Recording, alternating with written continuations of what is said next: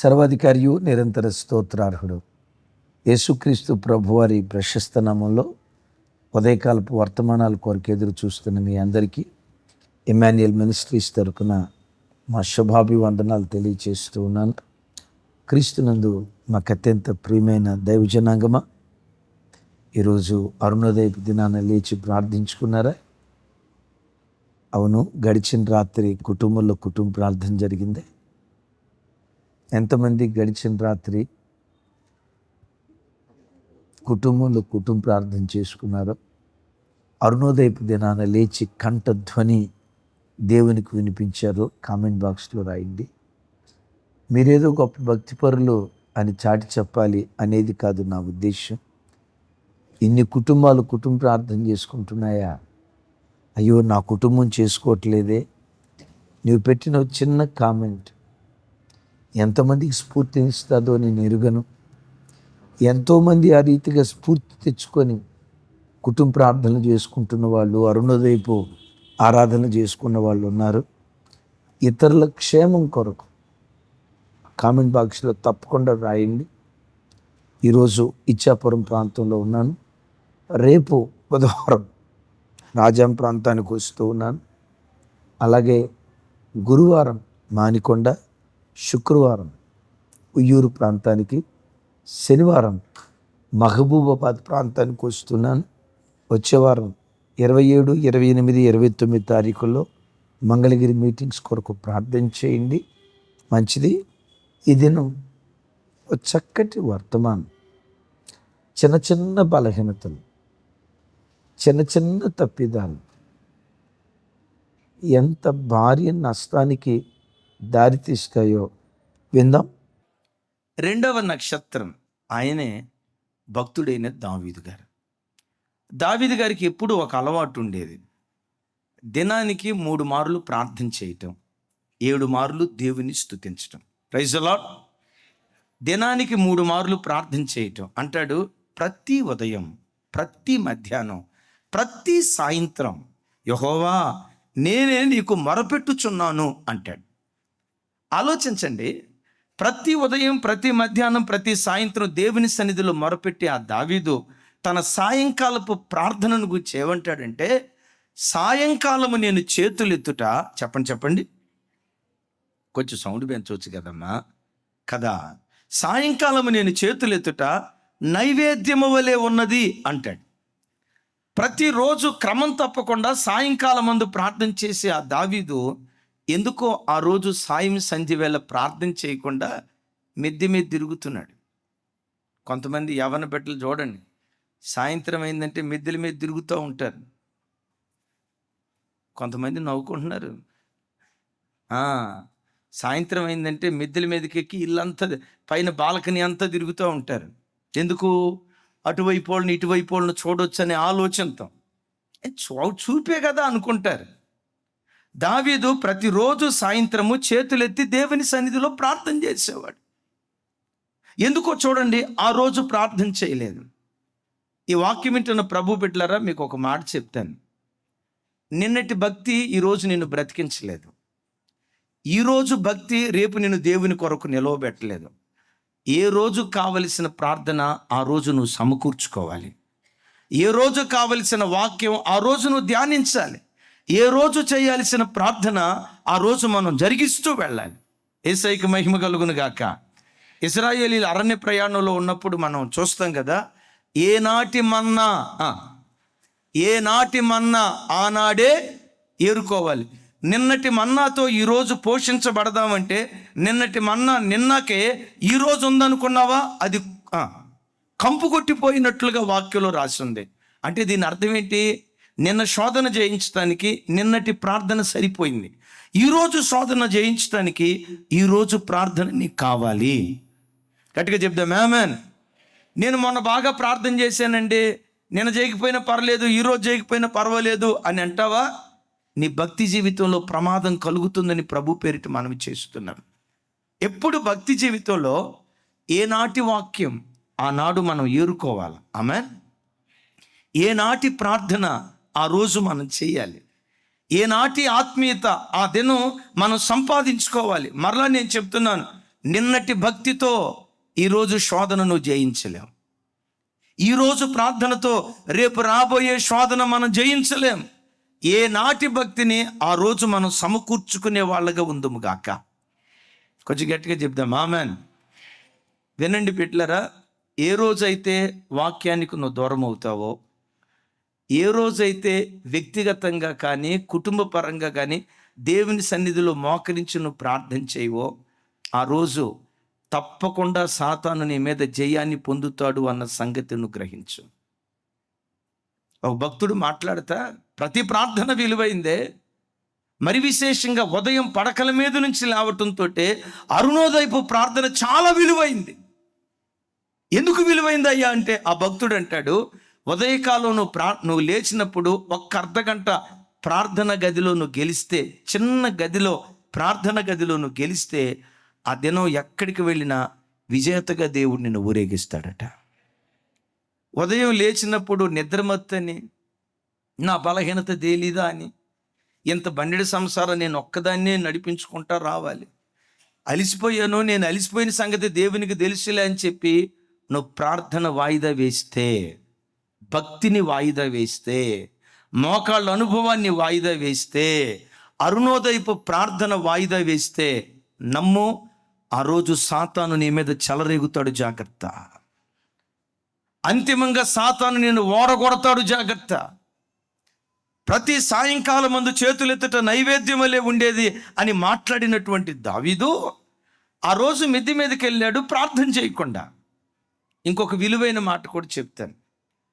ఉండాల్సిన చోటను ఉండకపోతే ఉండకూడని చోటను ఉండాల్సి వస్తుంది. చేయాల్సిన పని నువ్వు చేయకపోతే చెయ్యకూడని పని చేసేటట్లుగా సాతాను నీకు అవకాశాలు కల్పిస్తాడు. గుండెల్లో రాసుకోండి మాట. ఉండాల్సిన చోటను ఉండకపోతే ఉండకూడని చోట సాతాను నిన్ను ఉంచుతాడు. ఆదివారం దేవుని మందిరంలో ఉండాలి, ఇది ఉండాల్సిన స్థలం. మందిరానికి రాకుండా ఇంట్లో ఉన్నావనుకో, ఆ తర్వాత నిన్ను ఎక్కడికి తీసుకెళ్తాడో తెలుసా? ఐమాక్స్ థియేటర్లో ఫ్రంట్ సీట్లో కూర్చోబెడతాడు. ఉండాల్సిన చోటను ఉండకపోతే ఉండకూడని స్థలంలో ఉండే ప్రమాదం ఉంటుంది. చేయాల్సిన పని నువ్వు చేయకపోతే చెయ్యకూడని పని చేసేటట్లుగా సాతాను నిన్ను రేపటం ప్రారంభిస్తాడు. యేసయ్యకి మహిమ కలుగును గాక. అందుకని ప్రతి బిడ్డ సాతాను తంత్రమును ఎరిగిన వారై, ఆమేన్, సాతాను తంత్రమును ఎరిగిన వారై భయముతో వణుకుతో మన రక్షణ కాపాడుకుందుము గాక. చప్పలు కొడితే యేసయ్యకు స్తోత్రాలు చెప్దాం. హల్లెలూయా. సరే, ఏమైందిలే ఒకరోజు ప్రార్థన చేసుకోకపోతే అనుకున్నాడు. బిడ్డలారా వినండి, ఎప్పుడైనా భక్తి జీవితంలో అశ్రద్ధ చూపిస్తే ఆ అశ్రద్ధే ఆ చిన్న కొమ్మే పెరిగి పెరిగి పెరిగి పెద్దదై ఆకాశ నక్షత్రంలాగా దేవుని కొరకు వెలిగేటువంటి నిన్ను, ఆ మాట నేను అంటానికి భయపడుతున్నాను, భ్రష్టుడిగా మారుస్తుంది. అశ్రద్ధ. ఈరోజు వాక్యం చదవకపోతే ఏమైందిలే, ఈరోజు ప్రార్థన చేయకపోతే ఏమైందిలే, ఈ ఒక్కరోజు ప్రొద్దున్నే లేవకపోతే ఏమైందిలే అని భక్తి జీవితాన్ని ఎప్పుడైనా నువ్వు అశ్రద్ధ చేస్తే, ఆ అశ్రద్ధ అనే చిన్న కొమ్మే పెరిగి పెరిగి పెరిగి పెద్దదై నక్షత్రం లాంటి నిన్ను నేలకు కూలుస్తే. సరే, మెద్ది మీదకి ఎక్కాడు, చూడరాని దృశ్యం చూశాడు. అసలు దావీదు ఎవరు? ఒక స్థలంలో అంటాడు, దేవా, వ్యర్థమైన వాటిని చూడకుండా నా కన్నులను తిప్పివేయి అన్నాడు. అంటే దావీదు ఎలాంటి వాడంటే, కళ్ళతో కూడా పాపం చేయటానికి ఇష్టపడని ఒక యోబు లాంటి జీవితం కలిగినటువంటి వాడు. ఏమంటే దావీదే మామూలు వ్యక్తి కాదండి. ఒక స్థలంలో అంటాడు, నేను ఎల్లప్పుడూ నా కన్నుల ఎదుట యెహోవాను చూచుకొనుచున్నాను. మరో చోట అంటాడు, నా కన్నుల ఎదుట దేవుని కృపను ఉంచుకొని ఉన్నాను అంటాడు. అంటే 24 గంటల కృపను చూసేవాడు, 24 గంటలు దేవుని చూసేవాడు, వ్యర్థమైన వాటిని చూడకుండా తన కనులు తిప్పుకునేటువంటి వాడు. అంటే పాత నిబంధనలో యోబు ఎంత భక్తి కలిగిన వాడో, చూపులతో కూడా పాపం చేయకుండా అంత భక్తి జీవితం జీవించిన వాడు. నెక్స్ట్ ఎవరు? దావీదు గారు. ఇప్పుడు మిద్దె మీదకి ఎక్కాడు. తెలియకుండా కొన్నిసార్లు మనకి కొన్ని కొన్ని కళ్ళకు కనపడతాయి. మొదటి చూపు తప్పు కాదట. తలదిప్పి మరలా రెండోసారి మూడోసారి చూస్తే అది తప్పంట. ఇప్పుడు కొంతమంది అనుకోవచ్చు, ఓహో మొదటి చూపు తప్పు కాదు అన్నాడు కాబట్టి, రెండో చూపు మూడో చూపు తప్పు అన్నాడు కాబట్టి చూపు తిప్పకుండా అట్టాగే చూస్తే పోలేదా అని అనుకునేరు గాక. కొంతమందికి ఇట్లా ఉపయోగపడుతుంది, ఇట్లా వాడుకునే వాళ్ళు కూడా ఉంటారు. ఆలోచించండి. వ్యర్థమైన వాటిని చూడకుండా నా కనులు తిప్పివేయని ఏడ్చిన దావీదు బత్షెబాను పదే పదే అపవిత్రంగా చూసినప్పుడు నేనంట అక్కడ దావీదు చేయాల్సింది నీటిలో నుంచి చేపను ఒడ్డేస్తే గిలగిల కొట్టుకులాడినట్టు అక్కడే, అయ్యా నా చూపు ఎందుకో చూడరాని దృశ్యం చూసిందయ్యా, నా చూపు ఎందుకో ఒక తప్పుడు ఎందుకో నన్ను క్షమించయ్యా. చూపులతో కూడా పాపం చేయని పవిత్రమైన జీవితం నీ దగ్గర నేను ఆశించాను, ఇంతకాలం నేను అట్లా బ్రతికాను, ఎందుకో ఈరోజు సాతాను ఎరేశాడు, ఊరేశాడు, వాడి ఊరిలో నేను పడిపోయానయ్యా, అయ్యా నన్ను క్షమించు అని అక్కడికక్కడే పశ్చాత్తాపడితే దావీదు జీవితం వేరుగా ఉండేది. చప్పలు కొడుతూ ప్రభుకు స్తోత్రాలు. బిడ్డలారా, నా వైపు చూడండి. మీ జీవితంలోనైనా ఏ భక్తుని జీవితంలోనైనా కన్ను నువ్వు త్రోవను వెళ్ళేటప్పుడు ఏదో ఒకటి చూసిన తర్వాత ఆశించేటట్లుగా నేను రేపుతుంది. ఎప్పటి మైల అప్పటికి మనం కడుక్కోవటం ప్రారంభించాలి. ఫలింపని ప్రతి తీగ ఎప్పటికప్పుడు మనం విరిచివేయటం ప్రారంభించాలి. దావీదు చూశాడు. చూసిన తర్వాత ఏం చేశాడో తెలుసా? హృదయంలో ఆ తల్లిని గూర్చి రకరకాలుగా ఆలోచించాడు. ఇంటికి తీసుకొస్తా రకరకాలుగా అంటే చూపులతో పాపం చేసిన తర్వాత ఎక్కడ పాపం చేశాడు? ఏ వ్యక్తి అయినా శరీరంతో తప్పు కార్యక్రమం జరగక మునుపు ఊహలతో చూపులతో మొట్టమొదట అక్కడ ప్రారంభమవుతుంది. ఆ చిన్న కొమ్మును గనక నువ్వు గుర్తించి కత్తిరించావా, ప్రాణం పోయి ఆఖరి క్షణం వరకు పవిత్రురాలిగా ప్రభు కొరకు నువ్వు బ్రతుకుతావు. ఒక నిర్దోషిగా ప్రభు కొరకు నువ్వు బ్రతుకుతావు. డాగు మచ్చ ముడతలేని నిష్కలంకమైన జీవితం ప్రభు కొరకు నువ్వు జీవించగలుగుతావు. యేసయ్యకి మహిమ కలుగును గాక. ఇప్పుడు దిగొచ్చాడు. ఆవిడను గురించి ఆలోచిస్తూ ఉన్నాడు. హృదయపు ఆలోచనలు తప్పిపోయాడు దావీదు. అట్లాగని మీరు అనొచ్చు, మనిషి కదండి, మనం అప్పుడప్పుడు తప్పుడు ఆలోచనలు మీరు అనుకోవచ్చు తప్పుడు ఆలోచనలు చేస్తాం కదండి. దావీదు కూడా అట్లా అనుకొని ఉండొచ్చు, అది కామనే కదా అని మీరంటే, ఆ దావీదును గురించి దేవుడు ఏమన్నాడో తెలుసా? దావీదు నా హృదయానుసారుడు అన్నాడు. అంటే దావీదు నా హృదయానుసారుడు అన్నాడంటే దావీదు హృదయం ఎలాంటిదో మనకు అర్థం కావాలంటే కీర్తనలు 17వ కీర్తన చూడండి, 3వ చరణం.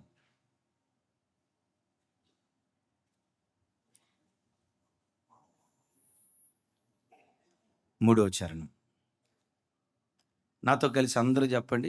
రాత్రి వేళ నీవు నన్ను దర్శించి నా హృదయమును పరిశీలించితివి, నన్ను పరిశోధించితివి, ఏ దురాలోచన నీకు కానరాలేదు. నా వైపు చూడండి. ఇక్కడ దావీదు ఇస్తున్న స్టేట్మెంట్. బిడ్డలారా, నా వైపు చూడండి ఒకసారి. దావీదు ఇచ్చిన, తమ్ముడు ఆ వాక్యం చూపించా, దావీదు ఇచ్చిన ఈ స్టేట్మెంట్ నేను ఇవ్వగలనయ్యా అని ఎంతమంది ఈ వాక్యం విన్న తర్వాత చేతులు ఎత్తగలరో చూద్దాం. దావీదు అంటాడు, దేవా రాత్రి వేళ నువ్వు నన్ను దర్శించావు, నా హృదయాన్ని పరిశీలించావు, అంతటితో ఆగల పరిశోధించావు. నా హృదయాన్ని పరిశీలించటమే కాదు, ఆ తర్వాత పరిశోధించావు. నువ్వు పరిశోధించిన నా హృదయములో నీకు ఏ దురాలోచన కానరాలేదయ్యా. What a great statement. ఈ వాక్యం వింటున్న బిడ్డలారా, దావీదు పలికిన ఈ మాట పలకటానికి నీకు ఆ ధైర్యం ఉందా? నా దేవుడు నా హృదయాన్ని పరిశీలిస్తే ఒక పరస్త్రీని గురించిన ఆలోచన కానీ, ఒక పరపురుషుని గురించిన ఆలోచన కానీ, ఒక అపవిత్రమైన ఆలోచన కానీ నా హృదయపు ఆలోచనలో కూడా లేదు. దావీదును పరిశోధించినప్పుడు హృదయములో ఏ దురాలోచన దేవునికి ఎలా కనపడలేదో, నా అంతరంగాన్ని పరిశీలించిన నా దేవునికి ఏ దురాలోచన కనబడదో అని ఎంతమంది ధైర్యంగా ఈ స్టేట్మెంట్ ఇవ్వగలరు? ఇచ్చారా? నిజంగా మీరు ధన్యులు. Praise the lord, praise the lord. నాలో ఏ దురాలోచన కానలేదు అన్నాడు. అంటే దావీదు చూపులతో పాపం చేయకుండా బ్రతికినవాడు మాత్రమే కాదు, హృదయపు తలంపుల్లో కూడా తప్పిపోకుండా దేవుని కొరకు బ్రతికినవాడు. సరే, ఇప్పుడు చూపులతో తప్పు చేశాడు, హృదయపు ఆలోచనలతో తప్పు చేశాడు.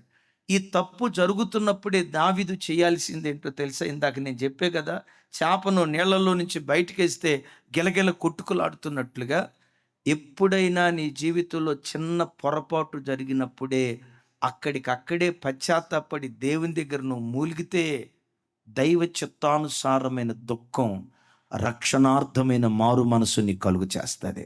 మరి అన్నాడు, ఆ పాపంలో పడిపోకుండా ఆ పశ్చాత్తాపపు హృదయమే ప్రభు కొరకు నిన్ను బ్రతికించడం ప్రారంభించును గాక. గట్టిగా చెప్దాం ఆమేన్. నిన్ను నువ్వు అడ్జస్ట్ చేసుకునేది ఏంటో తెలుసా? కనీసం ఇట్లా కూడా చూడకుండా అంత నీతిగా ఎవరు బ్రతుకుతారు అన్నావా? ఆ చిన్న చేదైన విత్తనానికి నువ్వు నీళ్లు పోసిన వాడివైపోతావు. హృదయపు తలంపుల్లో కూడా పాపం ఇవన్నీ మరీ మీరు అనొచ్చు, ఆ రోజుల్లో అంత పాపం లేదండి. ఈ రోజున మనం చూసే డ్రెస్సు అంతా గమనించండి. ఒకప్పుడు ఒంటి నిండా బట్టలేని స్త్రీని పట్టుకొని ఆది మానవులు అనేవాళ్ళు. వింటున్నారా?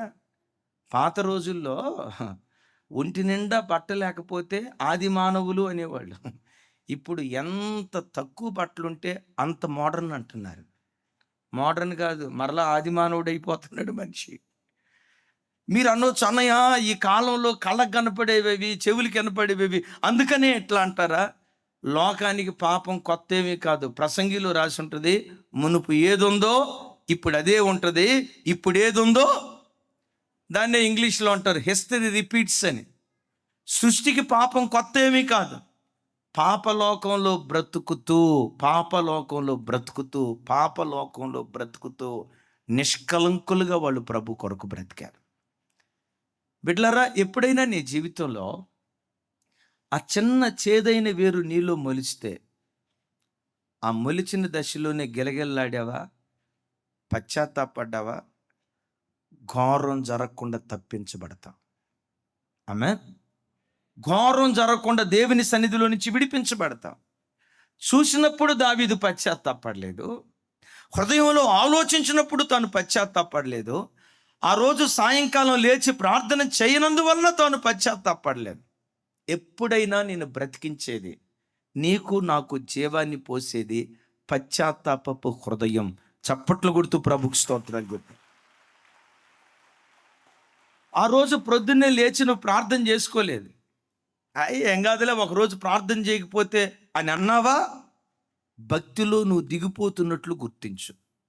ఆ రోజు ప్రార్థన చేయకపోతే, దేవా ఈరోజు లేవలేదయ్యా, ఈరోజు ప్రార్థన చేయలేదయ్యా, నీ వాక్యం చదవలేదయ్యా, నీతో నేను గడపలేదయ్యా అనే స్పందన నీ హృదయములో ఉంటే అండి, ఆ స్పందనే ఏ రోజుకైనా నేను బ్రతికిస్తుంది.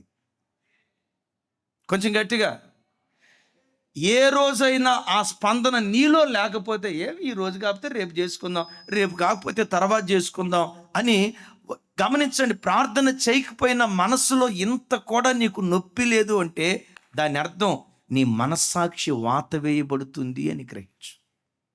మనుషులు, నిజమే, మనుషులు ఎంత గొప్ప భక్తిగా బ్రతకాలనుకున్న వాడికైనా కొన్నిసార్లు చూపులో తప్పిపోతాడు, హృదయపు ఆలోచనలో తప్పిపోతాడు. మరి తప్పిపోయినప్పుడు ఏం చేయాలి? దేవా, యోబు భక్తునికి సాధ్యమైనప్పుడు నాకెందుకు సాధ్యం కాదయ్యా? దావీదు భక్తునికి సాధ్యమైనప్పుడు నాకెందుకు కాదయ్యా? దేవా, ఎక్కడో చేదైన వేర్లు మొలుస్తున్నాయ్యా, ఈ బలహీనతలో నుంచి నన్ను విడిపించయ్యా అని ఆ మూలిగి ప్రలాపించే ఆత్మ నీకుంటే ఏ రోజుకైనా ఆ పశ్చాత్తాపమే నిన్ను పరిశుద్ధుడిగా మారుస్తుంది. నేను చాలాసార్లు చెప్పాను ఈ మాట. పరిశుద్ధత అనే శిశువును కనే తల్లి పశ్చాత్తాపం. ఆమెన్.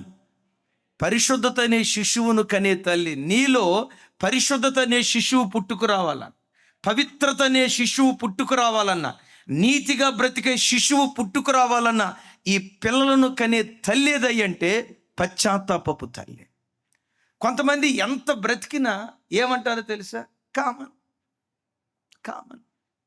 ఆ మధ్య ఒకసారి చెప్పాను, ఒక తల్లి ఏడ్చుకుంటా ఫోన్ చేసింది, నా కొడుకు 20వ సంవత్సరం అయ్యేసరికి జీవితంలో అన్నీ అయిపోయినాయి అయ్యా, వాడు నా కడుపును పుట్టినందుకు ఏడుస్తున్నానయ్యా అని పిచ్చిది వచ్చినట్టు ఏడుస్తుంది. ఏమైందమ్మా? వాడికి 15వ సంవత్సరం నుంచి స్మోకింగ్ అలవాటు, గుట్కాల అలవాటు వచ్చిందయ్యా. 17వ సంవత్సరం నుంచి తాగుడు అలవాటు వచ్చిందయ్యా. 18వ సంవత్సరం నుంచి ఎవరో ఒక అమ్మాయిని వేసుకొని అందరూ వెళ్ళిపోతున్నాడంటే అయ్యా ఏడుస్తా చెప్తుంది. నేను అన్నా, వాళ్ళ నాన్నకి చెప్పకపోయావమ్మా అన్నాను. చెప్పానయ్యా అంది. ఏం చేశాడమ్మా అన్న. 15వ సంవత్సరంలో సిగరెట్లు తాగుతున్నాడు, అబ్బాయి గుట్టకాలు తింటున్నాడంటే మా ఆయన అన్నాడు, హైదరాబాదులో ఇది కామన్, పిచ్చిదానే ఊరిక చూసి చూడనట్టు బావాలా. అయ్యా వాడు మందు కూడా తాగుతున్నాడు అన్నాడంటే పిచ్చిదాన్ని నీకు తెలుసా? అయ్యా పలానా అమ్మాయితో తిరుగుతున్నాడు అని అంటే వాళ్ళ నాన్న అన్నాడంటే పిచ్చిదాన్ని నీకు తెలుసా? ఆడదేమో తిరక్క జడిద్ది, మగోడేమో ఆడది అంటారు కదా, సామెత ఒకటి ఉంది కదా, మగోడు తిరక్క జడతాడు, వాడు బాగుపడాలంటే ముందు తిరగాలి, చెడిపోవాలా అన్నాడు. నేను అన్నా, అమ్మ నా తండ్రి కన్న తండ్రి ఆ మాట ఎట్ట అన్నాడమ్మా అంటే, ఆ తల్లి ఏడుస్తా నవ్వుతా ఏమందో తెలుసా, వాళ్ళ అయ్యి కూడా అట్లా చెడిపోయినోడయ్యా. విన్నారా? నీ జీవితం ఒక చిన్న తప్పు చేసినప్పుడు గెలగెలలాడే మనస్తత్వం నీకుంటే పెద్ద అపరాధంలో పడకుండా ఆ పశ్చాత్తాపం నిన్ను కాపాడుతుంది. ఇది సహజమేలే అని నువ్వు వదిలేసేవనుకోండి, రేపు ఎంత తప్పు నీ ద్వారా జరిగినా ఏడ్పు కానీ పశ్చాత్తాపం కానీ, అయ్యో నేను తప్పు చేశానని అపరాధ భావం కూడా నీలో లేకుండా చేస్తాడు సాతాను. సరే దిగొచ్చాడు, ఏం జరిగింది? తప్పు చేశాడు, తను గర్భవతి అని తెలిసింది, తన పాపం బయటపడకుండా ఉండేటట్లు ఊరియాని చంపించేశాడు. చూడండి, ఒక ఆత్మీయుడు సౌలు యొక్క వస్త్రపు చెంగును కోయటానికి భయపడిన దావీదు ఊరియాని నిర్దాక్షిణ్యంగా చెప్పాడు. మొలిచిన చిన్న కొమ్ము అది బలిసినదై పెరిగి పెద్దదై ఆకాశ నక్షత్రాన్ని నేల మీదకు లాగి కాళ్ళ కిందేసి తొక్కుతున్నాడు. నాతాను ప్రవక్త వచ్చి తనను గద్దించే వరకు, ఆదివారపు ఆరాధనకు దావీదు విశ్రాంతి దినాన సమాజ మందిరానికి దావీదు రాలేదా? వచ్చాడు. గాయకుల బృందంలో నిలవబడి పాటలు పాడలేదా? పాడాడు. దరిదాపుగా 9 నెలల పాటు కపటపు నడత నడిచాడు దావీదు. వేషధారిగా బ్రతికాడు దావీదు. దావీదు చేసిన ప్రార్థనలో ఒక అద్భుతమైన ప్రార్థన, కీర్తనలో ఒక చోట అంటాడు, దేవా కపట నడత నాకు దూరం చేయ్యా అంటాడు. చప్పట్లు కొడుతూ ప్రభుకు స్తోత్రాలు. ఏ కపట నడత నాకు దూరం చేయని దావీదు ప్రార్థన చేశాడో, ఇప్పుడు అదే దావీదు దేవుని మందిరంలో నటించేవాడిగా ఉన్నాడు. తనకు పరిశుద్ధుడిగా ప్రజలకు కనపడుతున్నాడు. అందరికీ ప్రైజ్లాడు చెప్తున్నాడు, హల్లెలూయా అన్నాడు, స్తోత్రం అంటున్నాడు, పరిశుద్ధ అన్ని పాటలు బాగానే పాడుతున్నాడు. తను అంత అపరాధంలో కూడా పడిపోయి ఎంత వేషధారిగా కపట నడతతో దావీదు నడుస్తున్నాడు చూడండి. బిడ్లరా, చిన్న కొమ్ముకు నువ్వు చోటిస్తే, చిన్న తప్పు కూడా సహించలేని నీ బ్రతుకులో ఎంత ఘోరమైన తప్పు చేసినా స్పందన లేని వాత వేయబడిన మనస్సాక్షి కలిగిన వాడిగా నువ్వు బ్రతకటం మాత్రమే కాదు, చివరికి నీ బ్రతుకు ఎట్లా అయిపోయిద్దో తెలుసా? నటించే బ్రతుకైపోద్ది. అయితే దావీదు విషయానికి వచ్చేసరికి ఏం జరిగిందో నేను ముగింపులో చెప్తా. సరే, దావీదు అయిపోయింది. అసలు బైబిల్లో మానవాళికి బలిపీఠం కట్టడం కానీ, దేవునికి అర్పణ ఇవ్వటం కానీ, ఇవన్నీ మనిషికి నేర్పినటువంటి మొట్టమొదటి వ్యక్తి ఎవరయ్యంటే కయ్యను. ఆదాము తప్పు చేశాడు, ఏదెను తోటలోంచి తరమబడ్డాడు. అవ్వ ఆదాములకు 2 కొడుకులు పుట్టారు. ఎవరు? కయ్యను, హేబేలు. చెప్పండి ఎవరు? కయ్యను ఏం చేసేవాడు? కయ్యను ఏం చేసేవాడు? వ్యవసాయ పని చేసేవాడు. హేబేలు ఏం చేసేవాడు?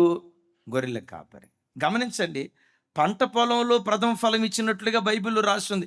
పంట పొలంలో ఫలం ఇవ్వటం అనేది అదేదో బలహీనమైనటువంటి హేయమైన బలేం కాదు. తనకు కలిగిన దానిలో తాను ఇచ్చాడు. హేబేలు గొర్రెల కాపరి కనుక ఆ గొర్రెలను తీసుకొచ్చి బలిద్దాం అనుకున్నాడు. అయితే మొట్టమొదట దేవుని సన్నిధికి అర్పణ తెచ్చిన మొట్టమొదటి వ్యక్తి ఎవరయ్యంటే కయ్యను. దేవునికి బలిపీఠం కట్టిన వ్యక్తి ఎవరయ్యంటే కయ్యను. నేను మిమ్మల్ని అడుగుతా, దేవునికి అర్పణ అర్పించాలి అనే ఆలోచన వచ్చిందంటే అతడు ఆత్మీయుడై ఉంటాడా, శరీర సంబంధమైన మనుషుడు అన్నావా? నో డౌట్ ఆత్మీయుడే. దేవుడు అనేటువంటి మనసు ఉండటాన్ని బట్టే బలిపీఠం కట్టాడు. సరే, బలిపీఠం కట్టాడు. అన్నను చూసి తమ్ముడు, అరే మా అన్న దేవుని కానుక తీసుకొచ్చి బలిపీఠం కట్టాడు, నేనెందుకు బలిపీఠం కట్టకూడదని తాను బలిపీఠం కట్టి శ్రేష్టమైన దాన్ని దేవునికి అర్పించాడు. కారణం ఏదైనా, నా వైపు చూడండి, కారణం ఏదైనా దేవుడు హేబేలు బలిని అంగీకరించాడు, కయ్యూను బలిని అంగీకరించలేదు. ఇప్పుడు కయ్యూను బలిని అంగీకరించకపోతే కయ్యూను చేయాల్సింది ఏంటంటే తమ్ముడి దగ్గరికి వెళ్ళి, రే తమ్ముడు, నీ బలిని దేవుడు అంగీకరించాడు, నా బలిని ఎందుకు అంగీకరించలేదురా? నేనంటే దేవునికి ఇష్టం లేదా? నిన్ను ఇష్టపడటానికి కారణం ఏంటి అని హేబేలుని అడగాలి. సరే, తమ్ముడిని అడగటం తనకు చిన్నతనం అయితే ఏ దేవునికి బలి అర్పించడానికి వెళ్ళాడో ఆ దేవుని దగ్గరికి వెళ్ళి, దేవా నా బలి ఎందుకు అంగీకరించలేదు అని అంటే బాగుండేది. అది చేయలేదు, ఇది చేయలేదు. ఏం చేశాడో తెలుసా? తన తోబుట్టు మీద అసూయపడి కోపం తెచ్చుకొని ముఖాన్ని చిన్నబుచ్చుకున్నాడు. బిడ్డలారా, అసూయ అనే ఒక చిన్న పాపం నక్షత్రం లాంటి కయ్యనును నరహంతకుడుగా మార్చింది. సరే, నా బలి అంగీకరించలేదు. సరే, బలి అంగీకరించనందువల్ల తను ముఖం మార్చుకున్న సంగతి ఎవరు చూశారు? ఆకాశమందలి దేవుడు చూసి, దేవుడే కయ్యూను దగ్గరకు వచ్చి, కయ్యూను, సత్క్రియలు చేసిన యెడలను తల పైకెత్తుకోవా? సత్క్రియలు చేయకపోవటాన్ని బట్టి నేను నీ బలి అంగీకరించలేదు అని దేవుడు తన వాక్యం ద్వారా కయ్యూనుతో మాట్లాడాడు. యేసయ్యకి మహిమ కలుగును గాక. మరి ఈ మాట మాట్లాడిన తర్వాత కయ్యూను తన బ్రతుకు దిద్దుకున్నాడా? దిద్దుకోవాలా?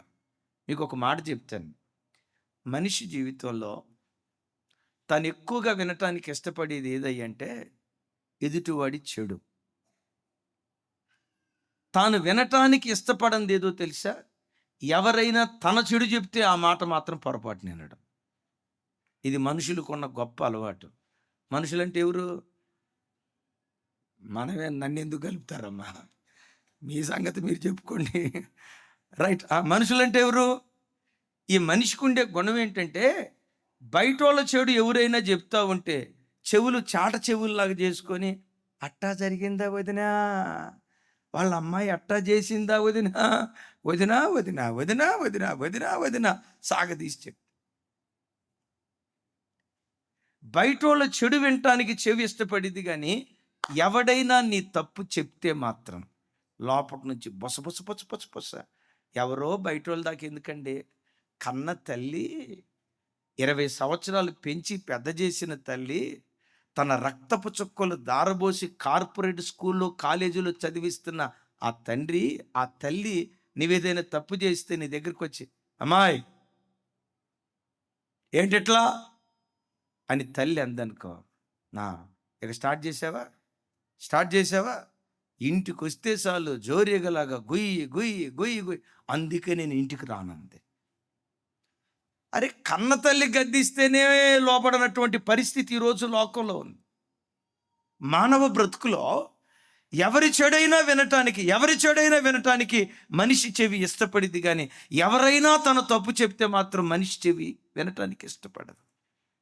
అయినా అట్లాంటి చెడ్డోను కూడా కయ్యూను ప్రేమించి, కయ్యూను నువ్వు దిద్దుకో, కయ్యూను దిద్దుకో అన్నాడు. ఒకరోజు తమ్ముడిని చంపేశాడు. చంపిన సంగతి దేవుడు చూశాడా లేదా? దేవుడే వచ్చి అంటాడు, కయ్యూను ఓ కయ్యను, అయ్యా వినండి, కయ్యను, ఓ కయ్యను, నీ తమ్ముడైన హేబేలు ఎక్కడా? కయ్యను ఎంత ప్రేమగా అంటున్నాడో చూడండి. ఒకవేళ దేవుని స్థానంలో గనక మనం ఉంటే కయ్యూను పేరుకు ముందు ఒక డాక్టరేట్ డిగ్రీ ఇచ్చేవాళ్ళం. ఒరే నరహంతకుడా కయ్యూను ఎక్కడ రానేవాళ్ళం. దేవుడు అట్లా అనలా. ఏమంటాడో తెలుసా? కయ్యూను, నీ తమ్ముడైన హేబేలు ఎక్కడా అంటాడు. చూడండి ఎట్లాంటి మాట మాట్లాడుతున్నాడు. ఏమయ్యో, నన్నేదో వాచ్మెన్గా నా తమ్ముడికి పెట్టినట్టు, నాకు నెల నెల జీతం ఇస్తున్నట్టు ఏ మాటలు? నా తమ్ముడికి ఏమైనా నేను కావలి వాడినా? అంటే ఈ కయ్యను ఎవరంటే హృదయ కాఠిన్యత కలిగిన వాడు. బిడ్లరా, బైబిల్లో దేవుడు మాట్లాడిన హృదయ కాఠిన్యత కలిగి ఆ చిన్న బలహీనతల చేతిలో ఓడిపోయి జీవితాలు నాశనం చేసుకున్న భక్తులు ఎంతో మంది. వారిలో మొట్టమొదటి వాడు ఎవరయ్యంటే, అగ్రజుడు ఎవరయ్యంటే కయ్యూను. సరే, కయ్యూను తర్వాత బైబిల్లో కొంతమందిని చూడండి. సొలొమోను భక్తుడు ఉన్నాడు. నక్షత్రంలాగా దేవుని కొరకు ప్రకాశించిన వాడు, దేవుని కొరకు బ్రతికినటువంటి వాడు. సొలొమోను తప్పు చేసిన సంగతి దేవుడు ఎరిగి, బైబిల్లో రాయబడిన మాట, సొలొమోనుతో 2 పర్యాయాలు దేవుడు మాట్లాడాడట. ఎన్ని పర్యాయాలు? 2 పర్యాయాలు దేవుడు మాట్లాడాడట. సొలొమోనా జాగ్రత్త, సొలొమోనా దిద్దుకో, సొలొమోనా సరి చేసుకొని 2 పర్యాయాలు మాట్లాడితే బైబిల్లో రాయబడిన మాట, సొలొమోను హృదయ కాఠిన్యత కలిగిన వాడై దేవుడు తనతో 2 మార్లు మాట్లాడిన దేవుని మాటను దాటేశాడు. చివరికి ఏమయ్యాడు? ఏ చేతులతో దేవుని మందిరాన్ని కట్టాడో అదే చేతులతో శాపగ్రస్తమైన విగ్రహారాధన గొళ్ళను కట్టాడు. సరే, అక్కడి దాకా ఎందుకు? యేసయ్య కొన్న 12 మంది అపోస్తుల్లో ఇస్కరియోతు యోధా మీరు ఎరుగుదురు కదా. యేసయ్య పదే పదే చెప్తా ఉంటారు, దొంగిలించొద్దు, మీకు కలిగిన వాటిని ఎట్లా చేయండి, దొంగిలించవద్దు అని ప్రభు చెప్పారు. ఆ మాట విన్నాడు, కానీ తప్పు జరిగింది, దొంగిలించాడు. ఆ తర్వాత యేసు ప్రభుని 30 వెండి నాణాలకు బేరం ఆడాడు. బేరం ఆడిన సంగతి యేసయ్యకి తెలిసి ఆ రోజు పస్కా బలి జరిగేటప్పుడు యేసయ్య ఒక మాట అన్నారు, మీలో ఒకడు నన్ను ఇట్లా అప్పగించబోతున్నాడు అని ప్రభు చెప్పారు. గమనించండి, అసలు ఈ కార్యక్రమాలన్నీ జరగక మునిపే ఒకేసారి దొంగతనం చేయలేదు. ఎట్లా చేసి ఉంటాడు? దొంగిలిస్తే బాగుండు, కొంత డబ్బు పక్కన పెడితే బాగుండు, కానుకొచ్చినట్లు కొన్ని నా జేబులో వేసుకొని, కొన్ని కానుకలు సంచిలో వేసుకొని, ఇంతే వచ్చినాయ్యా నన్ను చెప్తే బాగుండు. గమనించండి, ఏ పాపమైనా మొదట ఎక్కడ బయలుదేరిద్ది? మనస్సులో బయలుదేరింది. మనం అనుకుంటాం ఈ చిన్నవి నన్నేం చేస్తాయిలే అని. ఆ మధ్య 250 మంది కలిగినటువంటి ఒక పెద్ద విమానం అమెరికా నుంచి ఇంగ్లాండ్ దేశానికి వెళ్తూ ఉంటే సముద్రపు నట్టనడి సముద్రాన ఆ విమానం బ్రద్దలై 250 మంది ప్రయాణికులు ఆ సముద్రంలో పడి చనిపోయారు. ఎందుకు చనిపోయారు, ఎందుకు యాక్సిడెంట్ జరిగిందని వివరాలు తీస్తే, ఆ ట్రాక్ రికార్డు తీస్తే, ఆ మెకానిక్ ఆ విమానంలో పలానా చోట ఒక స్క్రూ లూజ్ అయింది, ఫిట్ చేద్దాం అని అనుకునే లోపు టీ వచ్చిందట, టీ తాగుతూ అది మర్చిపోయాడట, ఈ లోపు విమానం ఎగిరిపోయిందట. విచిత్రం చూడండి, సరిచేయని ఒక చిన్న బోల్ట్ 250 మంది ప్రయాణికులను పట్టున పెట్టుకుంది. భక్తి జీవితం కూడా అంతే. ఈరోజు ఈ వాక్యం వింటున్న నీ బ్రతుకులో ఆ చిన్న చిన్న బలహీనతలు ఏవైతే ఉన్నాయో వాక్యం విన్న తర్వాత, అది లోపమని నీకు తెలిసిన తర్వాత, ఆ పాపాన్ని, అపరాధాన్ని ఎక్కడికక్కడ నువ్వు దిద్దుకోవటం ప్రారంభిస్తే ప్రభువును చేరే వరకు ఆత్మీయుడిగానే నువ్వు బ్రతుకుతావు. Praise the lord. ప్రభువును చేరుకునే వరకు ఆ భక్తి జీవితాన్ని కాపాడుకుంటూనే నువ్వు బ్రతుకుతావు. చూడండి, యేసయ్య ఎప్పుడూనండి ఎంత తప్పు చేసిన వాడినైనా పోగొట్టుకోవటానికి ఇష్టపడ్డావు, వాడిని బ్రతికించుకోవటానికే దేవుడు ఆరాటపడతాడు. ఇస్కరియోతు యోధా 30 వెండి నాణ్యాలకు తనను బేరమాడాడు అన్న సంగతి యేసయ్యకి తెలిసి కూడా ఆ భోజన పంక్తిలో కూర్చున్నప్పుడు ప్రభు ఒక మాట అన్నారు, మీలో ఒకడు నన్ను అప్పగించబోతున్నాడు. పేతురు అన్నాడు, అయ్యా నేనా? యోహాను అన్నాడు, అయ్యా నేనా? ఆ, తోమా అన్నాడు, అయ్యా నేనా? వాళ్ళు అంటా ఉంటే యోధా కూడా ఏమన్నారు తెలుసా? ప్రభా నేనా? అప్పటికి ప్రభు స్పష్టంగా చెప్పాడు, నీవన్నట్టే, నీవన్నట్టే. ఇంత స్పష్టంగా చెప్పిన తర్వాత తను అక్కడికక్కడే దేవుని పాదాల మీద పడి, ఆ మూర్ఖపు హృదయం నాదేనయ్యా అని ఏడిస్తే, ఒక భక్తుడు అంటాడు, ఒకవేళ యేసయ్య పాదాల మీద పడి ఏడిస్తే యోధాకు మరలా దేవుడు అవకాశం ఇచ్చేవాడు. యోధాను దేవుడు ఎలా వాడుకునేవాడు అంటే, ఒక చరిత్రకారుడు చెప్తాడు, యోధా స్థానం పౌలు స్థానం వాస్తవంగా యోధాదట. పౌలును తర్వాత ఎట్లా వాడుకున్నాడు, యోధాను దేవుడు అలా వాడుకోవాలనుకున్నాడట. అంటే ఆకాశ నక్షత్రం లాగా అంత ప్రకాశించాల్సినటువంటి యోధ సాతాను కాళ్ళ కిందేసి ఎందుకు తొక్కబడ్డాడో తెలుసా? ఒక చిన్న తప్పుడు ఆలోచన, దేవుని వాక్యం తన దగ్గరకు వచ్చిన హృదయాన్ని కఠినపరుచుకునే ఆ వ్యక్తిత్వం ధ్రువతారలాగా వెలిగినటువంటి వాళ్ళు నేలపాలైపోయారు. సొలొమోను దగ్గరికి వాక్యం వచ్చింది, పశ్చాత్తాపడ్ల. యోధా దగ్గరికి దేవుని వాక్యం వచ్చింది, పశ్చాత్తాపడ్ల. కయ్యూను దగ్గరకు వాక్యం వచ్చింది, పశ్చాత్తాపడ్ల. తప్పు చేసిన అదే దావీదు దగ్గరికి దేవుని వాక్యం వచ్చింది. కపటపు నడత నడిచాడు నిజమే, అయ్యలారా వినండి, కపటపు నడత నడిచాడు నిజమే. కళ్ళు పాడైపోయింది, ఒళ్ళు పాడైపోయింది, ఒక అపవిత్రుడిగా తాను మారిపోయాడు నిజమే. 9 నెలల పాటు తన గుట్టును దాచుకుంటూ దేవుని సన్నిధిలో నటిస్తూ తాను బ్రతికాడు నిజమే. ఎప్పుడైతే నాతాను ప్రవక్త దేవుని వాక్యాన్ని మోసుకొని వచ్చాడో, ఆ వాక్యం వినటంతో అప్పటికప్పుడే కుప్పలాగా కూలిపోయి, నేను పాపం చేశానయ్యా, ఎస్ నేను అట్లా చేయాల్సింది కాదయ్యా, ఎంత భక్తి అనుభవాలు కలిగిన నా బ్రతుకులో నాకంటూ ఎలాంటి చేదైన అనుభవాలు అనుభవించాల్సి వస్తుందని నేను కలగనలేదయ్యా. దేవుని హృదయానుసారుడని పిలువబడిన నేను ఈ అపవిత్రుని అవుతానని, దేవుని హృదయానుసారుడని పిలువబడిన నేను నరహత్య చేస్తానని, 9 నెలల పాటు నటిస్తూ బ్రతుకుతానని అన్నడూ నేను అనుకోలేదయ్యా. అలాంటి ఘోరమైన బ్రతుకు నాదేనయ్యా అని దేవుని పాదాల మీద పడి పశ్చాత్తపడి ఏడవటం ప్రారంభించాడు. బైబిల్ ఏమని రాసిందో తెలుసా? ఎవడు దీనుడై నలిగిన హృదయము గలవాడై నా మాట విని వణుకుచూ ఉంటాడో వాని మీదే నేను దృష్టి నిలిపాను అంటాడు. గట్టిగా చప్పట్లు కొడుతూ ప్రభువుకి స్తోత్రాలు. గట్టిగా హల్లెలూయా. ఎవడు దీనుడై నలిగిన హృదయము గలవాడై నా మాట విని వణుకుచూ ఉంటాడో వాని మీదే. నేను ముగిస్తున్నాను, నా వైపు చూడండి. ఈరోజు ఈ వాక్యం వింటున్న నీ బ్రతుకులో, నా బ్రతుకులో నీలో పూర్తిగా తప్పుంది అని దేవుడు అనట్లా, నేను పొరపాటున అంటలా, దేవుడు అంటలా. నీలో ఎన్నో చాలా శ్రేష్టమైన లక్షణాలు ఉన్నాయి. ఆ శ్రేష్టమైన లక్షణాలతో పాటు కొన్ని బలహీనతలు కూడా నీ లోపట ఉన్నాయి, కొన్ని లోపాలు నీ లోపట ఉన్నాయి, దేవునికి అయిష్టమైన కొన్ని అవిధేయతలు నీ లోపట ఉన్నాయి.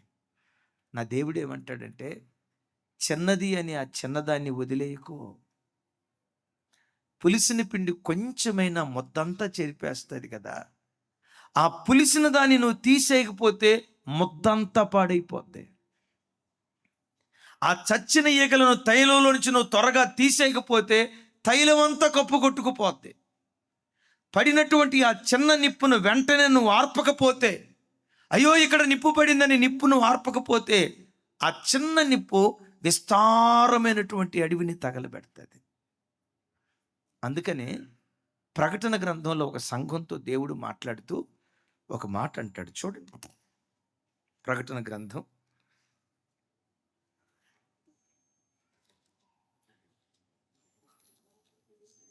3వ అధ్యాయం. ప్రకటన గ్రంథం 3వ అధ్యాయం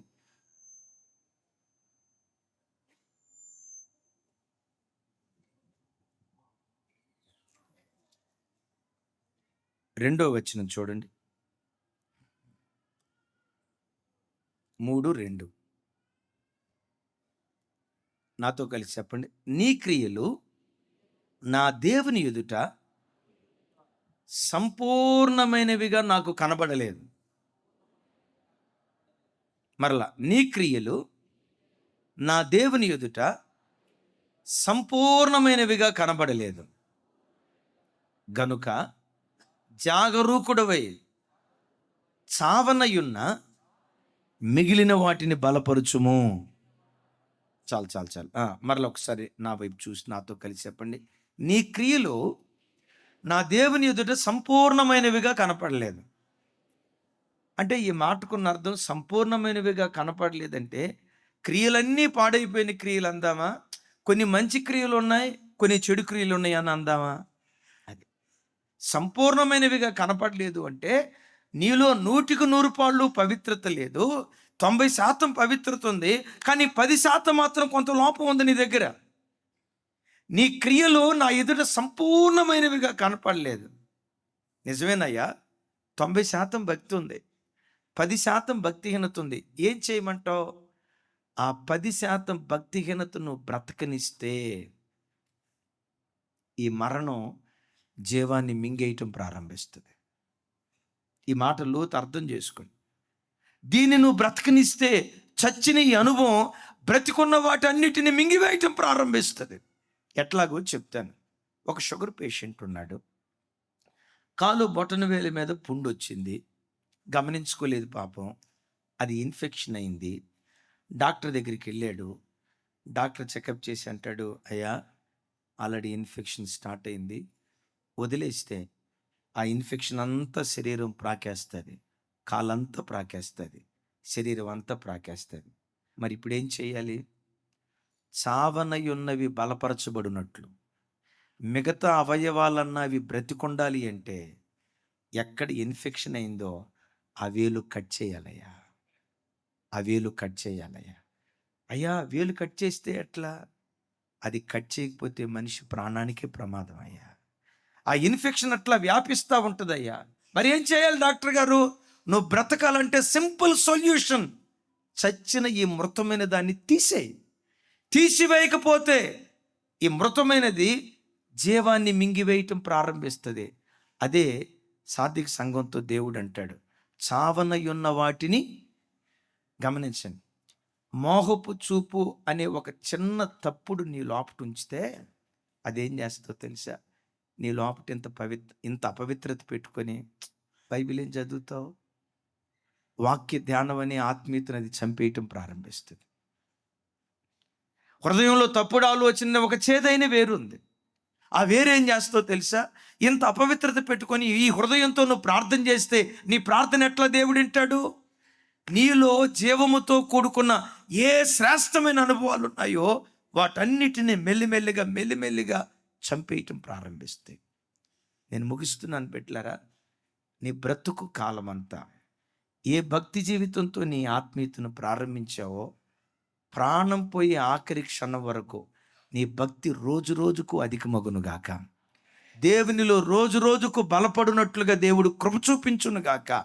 అలా ప్రభు కొరకు కడవరకు నువ్వు సాక్షిగా బ్రతకాలి అంటే చిన్న చిన్న కొమ్ములు మొలిసినప్పుడే, చిన్న చిన్న అవిధేయతలు నీలో బయలుదేరినప్పుడే, చిన్న చిన్న బలహీనతలు నీలో మొలకెత్తినప్పుడే ఎప్పటికప్పుడు ఆ మృతమైన వాటిని కత్తిరించుకుంటూ బ్రతికితే జీవిత కాలమంతా ప్రభు కొరకు జీవించే భాగ్యం దేవుడిచ్చునుగాక.